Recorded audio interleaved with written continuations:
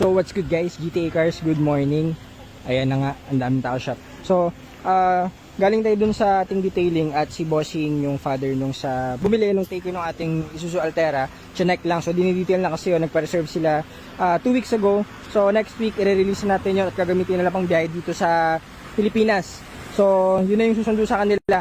So ayan, may mga walk-in clients tayo. Ito mga hindi galing sa atin to guys, sa atin nabili. So ito is ECV yata, tsaka PMS. So yun lang, tapos na, checking na lang, monitoring.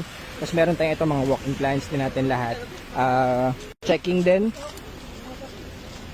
So itong Ford Focus is nabili na nito last year. Actually wala dong issue, pero papacheck lang sa atin, gusto nila pa-refresh.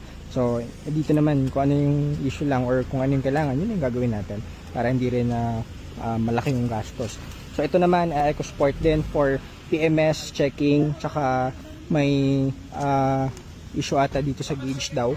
Check natin to kasi namatay. O yun lang, mga basic lang. Tapos mamaya may mga walk-in pa tayo at nagdala na tayo dun sa kabilang garahe natin kanina kasi nga daming kotse guys. So yun muna, good morning, mamaya ulit.